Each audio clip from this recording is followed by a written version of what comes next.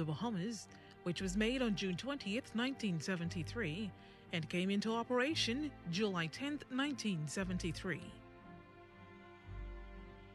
Whereas 481 years ago, the rediscovery of this family of islands, rocks and keys, heralded the rebirth of the New World.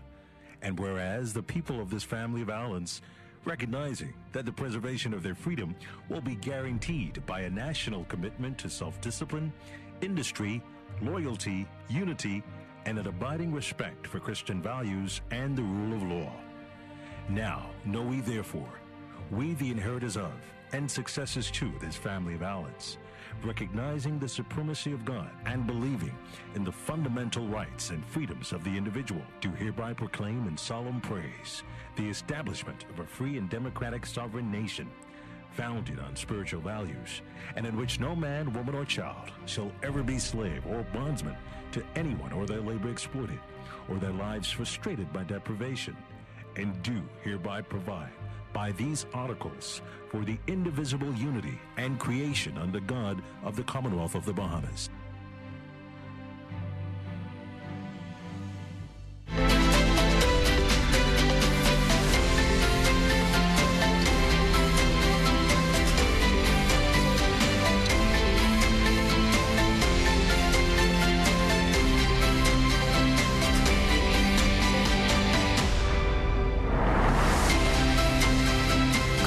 Still surging across the capital. Good morning, everyone. I'm LaDawn Davis, and this is the Morning Edition. Thank you so much for waking up with us.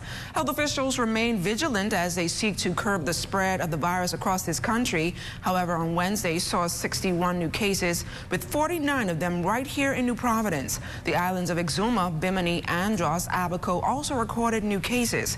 COVID-19 also responsible for the death of a 58-year-old female of New Providence. This pushes COVID-19 death to 47. There are also 102 confirmed cases with locations pending. With more than 2,200 confirmed COVID-19 cases locally, many in the Bahamas and across the globe are hoping for a vaccine for the deadly virus. Country representative for the Pan American Health Organization, Dr. Esther de Gorville, explains where we stand with trials for the vaccine.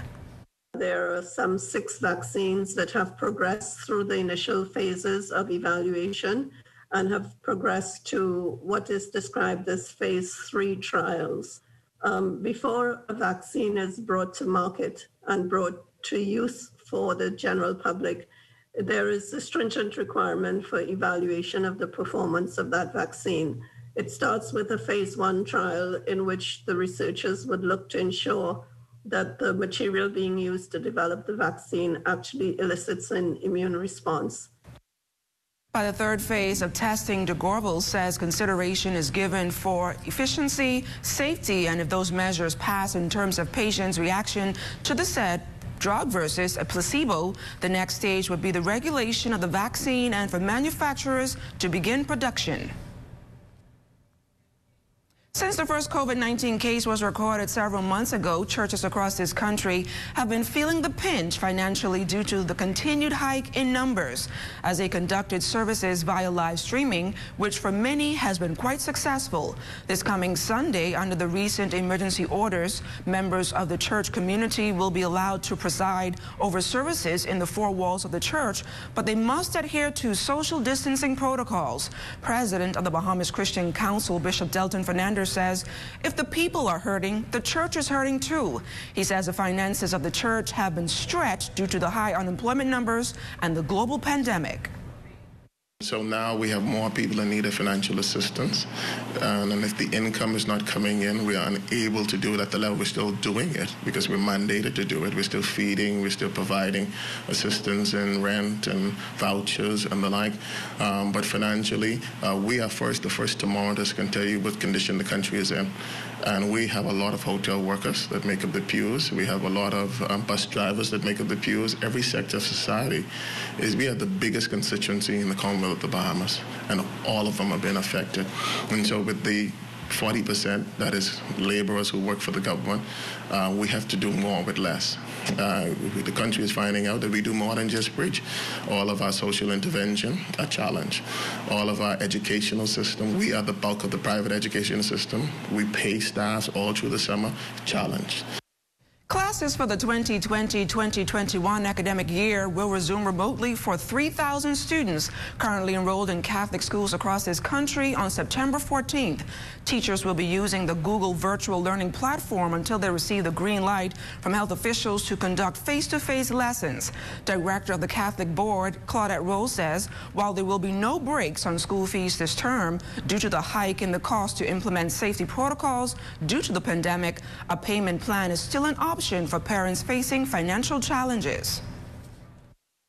The payment plans they run for 10 months. We had communicated that to our parents from May. There are parents who have a small balance from the last academic year, and so they can enter into a payment plan to pay that balance as well as what they will incur for this academic year. So the payment plans are there, and they have to be completed by May of next year. Additionally, with some 200 new students enrolled this semester, Rose says the Catholic Board is now addressing the concerns raised about who will provide dual care to students while their parents are at work during the day. We're trying to come up with ways to assist those parents who have some challenges with the duty of care or having persons who cannot care for their children while they're at work. We're trying to come up with some ways to assist them. One of the new, what I call the new phenomena in education that has evolved in all of this is what they call learning pods. And so we may decide if it is safe to assist those parents by having learning pods, very limited, very limited numbers, if we can accommodate a situation like that. But of course, we have to be guided by the authorities to be able to do that. More than 800 students are expected to enroll for the new school year over in Abaco, 1 year after Hurricane Dorian ravaged that northern island. Area Member of Parliament, the Honorable Darren Henfield, told ZNS News that like most of the Bahamas, online learning will be the new mode of instruction. From the Ministry of Education, the District Education Supervisor of about 800 students.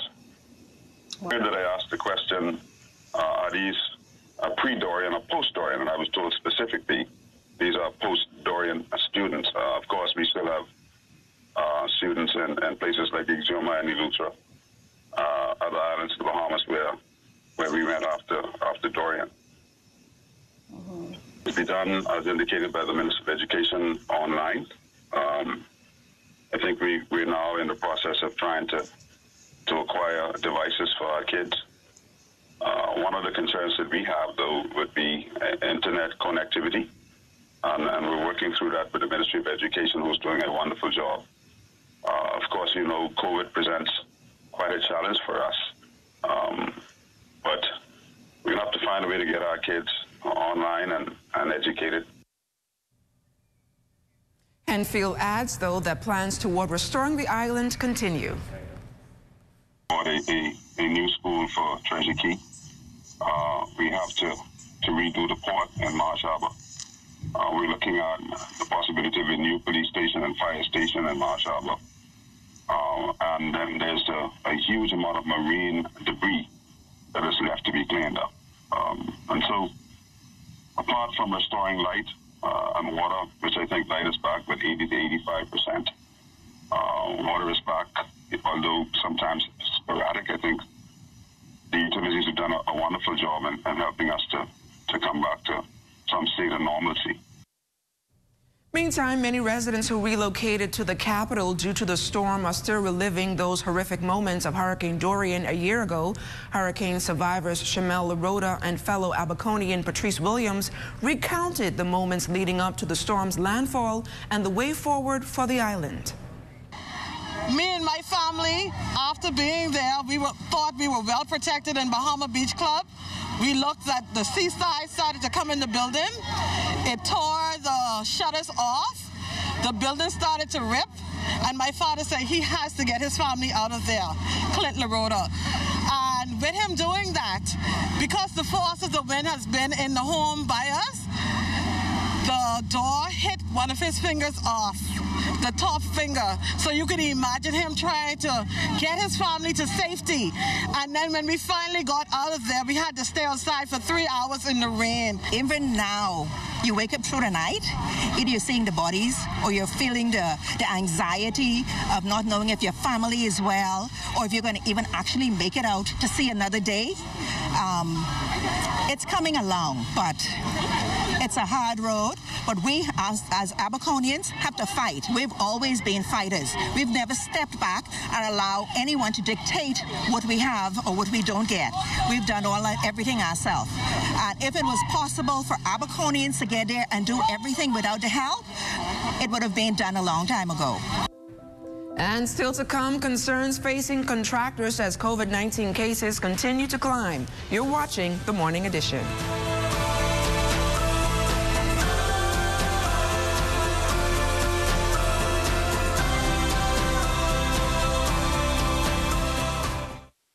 Hi, I'm Dr. Pinder.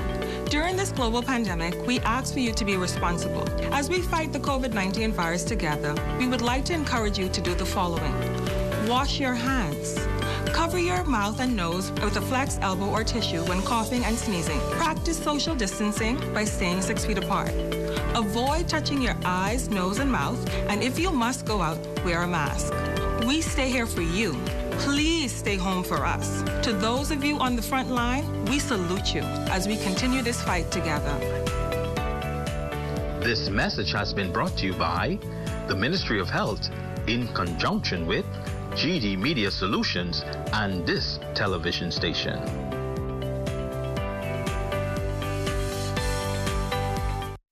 Hey, have you heard? ZNS is everywhere you are when you download the new ZNS app. Whether you're on the move or just kicking back. Miss something on the news? It's there. Want to keep up with a live update? It's there. Or just want to listen to your favorite station? It's there too. Download the app now from the App Store and Google Play Store. It is important to take precautions to reduce your risk of getting infected with COVID-19, even when you go to the grocery store. Practice physical distancing that is 6 feet apart from others while you wait in line to enter the store. 1 person per household needs to go. Use wipes to disinfect the cart or basket handle that you select. Avoid touching your face, unnecessary items, and surfaces. Try to touch only what you are buying. So carry a grocery list to help you move along quickly. Do not forget to wear a cloth mask while you do your shopping and carry hand sanitizer with you. Practice physical distancing that is 6 feet apart from others as you shop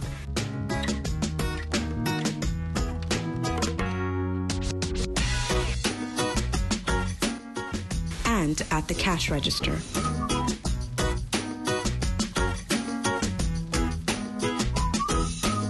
Spend as little time as possible in the store and get enough groceries to last you for a while. Once your groceries are packed and loaded, use hand sanitizer and rub your hands together until they are completely dry.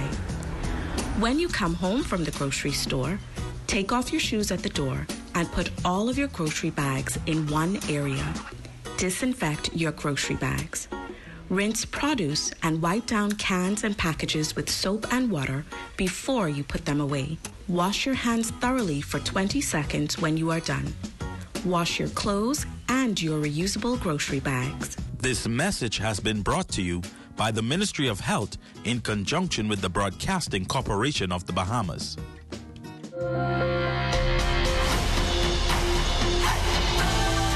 As COVID-19 has reportedly spread at a significant rate among those in the construction industry, officials from that sector remain concerned. Vice President of the Contractors Association and contractor with ER Hanna Construction, Tamika Hanna, says workers should always be prepared for the job sites, especially during this pandemic. It is very disheartening to hear the Prime Minister call out the construction workers, particularly at the point, because I will tell you that European workers, American workers, Chinese, Asian market, they come with their tools. They come with their gear. They are used to working in outer bank areas, like in rural areas, where they just build in places beyond what we will ever see here in our country. And we're just starting to see the different terrain that we're starting to go and build their buildings almost everywhere, almost on top of the water now. And it's good for the eyes, but it's good for the education, but it's the how that you put into the practice of getting it done. Meantime, Hannah says contractors not wearing masks on projects should be dealt with. Especially on the point, every construction worker, every subcontractor, every person that is walking through that property, if there's no mask, there should be no work. There should be a safety manager on that job, and I'm sure that they do have one. Safety check should be done every hour or every half hour on the button. That person should be a walking, roaming, roving person, especially at the time of their construction now. The Bahamas Taxi Union is currently testing its new Uniride app similar to Uber that President Wesley Ferguson hopes to launch in the near future as taxi drivers move to target the local market. Traditionally, taxi drivers cater to tourists, but Ferguson acknowledged there is a void in the local market when it comes to Bahamians catching taxis. Been able to download an app on your smartphone and actually book a taxi anywhere in Nassau, anywhere in the world, coming into the country, and know who the driver was, prepaid, because now we realize that we're moving towards a cashless society. So the Bahamas Taxi Cab Union is moving in that direction to make sure all taxi drivers are credit card ready, and the app would also act as a credit card system. So the cashless system that the world is moving towards would have been encompassed in this or included in this app. So it was a simple app. You would have known who was picking you up, what kind of car it is. We would have been able to monitor it, rate the ride, and we've been able to delete a driver if the driver doesn't work out. Ferguson says the move to develop the app was also spurred by loss of visitors' business due to the COVID-19 pandemic. We now realize that with this new climate that the COVID-19 has caused us to be under right now, it makes us aware that the local economy is where we're going to have to make the majority of our monies from until the tourist industry comes back to full fruition. The Ministry of Tourism, the American Embassy, and all of those are on board, and they're excited about this kind of technology in the taxi industry. As the pandemic rages on, many are still reaching out to assist. Gracious Givers is one of the newest NGOs to add to the growing list of food assistance programs, providing a hot meal to vulnerable members of the community. Group founder Samantha Duncombe says for most unemployed people, many ends meet is a new burden, and experiencing challenges at a food distribution center is only an added pressure. She says there were many who she knew who had experienced the same problem, but unlike them, she responded. I came up with the idea about 2 or 3 weeks ago when I signed up for the Food Rapid program. I've noticed that persons have been turned off the line because of not having the proper identification or they were not qualified. And we wanted to do our part and trying to assist persons in each community, and so that's how we came up with the idea of cooking hot breakfast and getting water and juices and going into each community and feeding the persons. With a team of just under 10, Gracious Givers was born. The group seeks donations from businesses in different communities, and with the items they receive, they use their experience as chefs and service workers to prepare and distribute a hot breakfast to those in need. While having their own challenges, other members of the team are also excited to give back. Giving back and helping to the community really changes a lot and does a lot to those in need, and it makes me feel better giving back to those who need help instead of just staying home and doing nothing. I love what I do, and I love helping others. Others should help themselves. I think it's really good to give back, for those who are in need, because right now there's some hard times, so I think it's really important to give back as much as you could, and I just enjoy doing what I'm doing. And your live traffic report is up next after the break. You're watching The Morning Edition.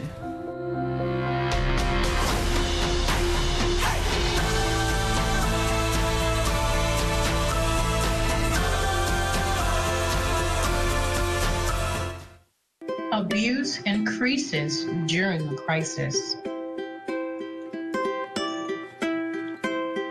The physical, mental, and social issues that emerge from abuse affect us individually and as a community.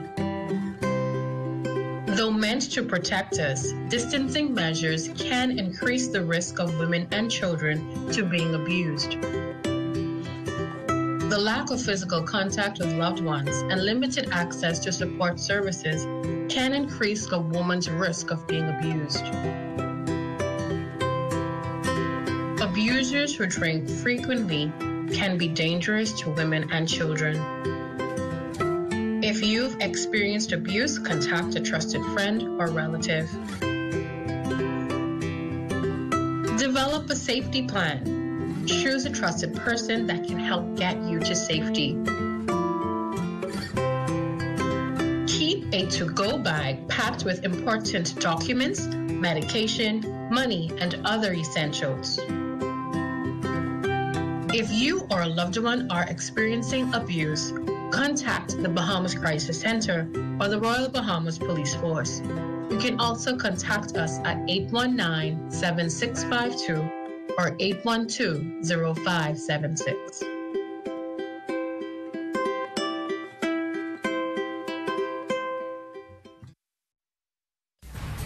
You got to make the best of what you have in front of you. And that's some of our problems. We don't know how to make the best of what we've got. You keep on looking out the window and seeing something better. And you think if you get that, that's what's going to make your, oh Lord, this is what's going to make your life better. But I need to tell you, you need to make the best of who you are. Join us this and every Sunday at 8:30 a.m. for Faith Touch on ZNS TV 30. And it's time now for your morning traffic commute across the capital. Here's Lloyd Allen. Well, good morning, LaDon. Good morning, Bahamas. There's no better way to get your morning started other than right here on the ZNS Morning Edition. We're giving you your first look at traffic. This one coming in from Russell Road and University Boulevard. This is near the University of the Bahamas, as well as near those popular restaurants, Wendy's and McDonald's. Now, of course, if you are familiar with this area, you know that throughout the day, those restaurants, the lines can tend to meander out of those properties and onto the main road. And so at this time, we are advising members of the public following a conversation with members of the Royal Bahamas Police Force Traffic Division. They say that if you do happen to be on that line, to do so with caution and care and to avoid obstruction as you're getting those food items. However, in the meantime, at this hour, traffic is again flowing. Most vehicles are heading over to the city market. Some are heading over to the restaurants. But for the most part, traffic is flowing. And if you need to use this area, you can do so with caution and with care. But at this time, again, everything seems to be flowing, no obvious obstructions. Reporting for the Morning Edition, Lloyd Allen, ZNS Network News. Thanks a lot, Lloyd. Yesterday, we introduced you to the Chief Superintendent, Deloise Ferguson, a woman who wears many hats on the Royal Bahamas Police Force. In part 2 of her sit-down conversation with our Charles Fisher, Ferguson takes us on a tour of the inside workings of the force, which she is responsible for. Just about everyone knows that the Commissioner of Police is Paul Rolle. But the person that makes sure his work is carried out is Chief Superintendent Deloise Ferguson. She has been at this post for the last 12 years, making sure his protocols and standards are met. She, along with a team of officers, work hand in hand. Promotions, awards and recognitions, commendations, any other projects that he deemed fit, he will sit with me and I form a team and we get it done for the advancement of the organization. It's a daily task, but it's something that I manage between my Family Island obligations and his office. She is also the Chief Protocol Officer. Every time we have a military funeral, that officers are there to make sure that order is in place. We take care of the family of our fallen officers. We do it with a sense of care and pride. I would say that one of my greatest accomplishments have been to hold the hands of officers that have fallen. And so that is what protocol is all about, just setting in order the commissioner's standard. Well, it's a volunteer basis kind of thing, but whenever we are called, we respond to duty in a timely fashion. Officers are all over the Bahamas, and making sure the Family Islands have their full complement is of paramount importance. To be quite honest, we have a lot of officers that come to headquarters on a daily basis wanting transfers for various reasons to the Family Islands. And so there are instances where we transfer officers, and a transfer to a Family Island is usually between 18 months to 2 years. And so the officer, for many reasons, they come to us seeking transfers. So we really do not have a problem with staffing the Family Island with police officers. She calls herself a child of the computer age since joining the force back in 1984. Back then, Commissioner P.K. Barnaby brought computerization to the police force around the end of 1988. And that was when she was one of the first officers to be transferred to that department. We have a robust infrastructure, robust network. All of our stations, whether in New Providence, local, Grand Bahama, our second city, Abaco, and even as far as Inagua, all of our stations are linked by way of our network. What I see here in Nassau, the officer in Inagua can see in real time. And so we at the IT department manage that on a daily basis. Officers and civilians are in there to manage the system, to make sure that we have no issues. And I can say for the past 31 years, our system has worked perfectly. We've had no major challenges as breaches of security or our system being infiltrated from outside. And yes, there are civilians that work with the force in many departments. We have, I would venture to say, just over 400 civilian staff that work along with us daily. Our civilians play a pivotal role in what we do here in the organization, and I dare say that we can't make it if we did not have them. We're privileged to have very good civilians among us. We have an administrator who is civilian that works hand in hand with us. For the Morning Edition, I'm Charles Fisher. Police continue investigations into a fire that destroyed a house on Hospital Lane and Laird Road on Wednesday afternoon. Officers on the scene taped off the area as a cloud of smoke could be seen directly above the blaze. However, firefighters were able to contain the blaze to the immediate lot. For the past 3.5 years, Bahamian entrepreneur Deanton Ferguson has been making 100% organic hair and skin products. Ferguson, who owns Uncle Dita's Natural Products, is just one of many residents making their products available to the public at a recent farmers market. While getting started was difficult, he says more Bahamians are showing an interest in his products made of everything from potatoes to onions and garlic. Everything what you basically need for your body, to heal your body, to grow your hair, to have good skin, anti-aging, slow down your aging process. Basically, all the goods, but everything is organic, and then there's no scent in none of my products. It's just a natural scent. Bahamian is not really into organic like that, but now it's starting to, people now starting to get into their skin, and into their hair, and into the organic stuff. Because more people, they use more of the chemical stuff, and then they break off their hair, and then they want their hair to grow back another stuff. But now, as I can say, people start to come more onto the natural side. So things starting to pick up right now. Ferguson says he hopes to take his products internationally in the future. My popular item is my garlic and onion grease, because you have a lot of people who claim they have alopecia, grow their hair back. The avocado and carrot grease, avocado and carrot grows back your edge cells with dandruff and dry scalp. And my sage soap. A lot of people who have eczema. I have a sage soap, and I have a brand new soap I just made. The brand new soap is basically people who have shifting clouds. So the products basically speak for itself. And And stay close. Your weather forecast is up next. You're watching The Morning Edition.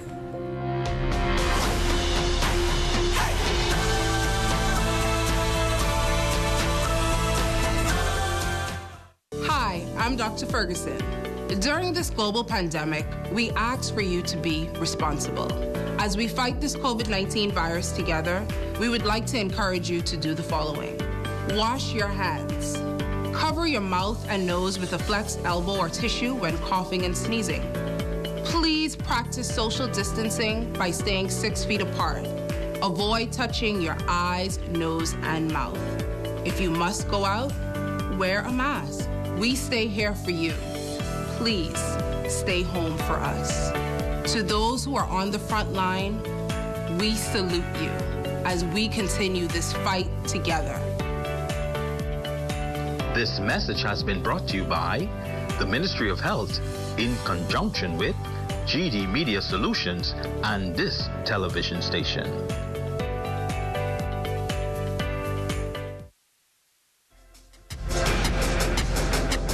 This weather report is sponsored by Bank of the Bahamas, the Bank of Solutions.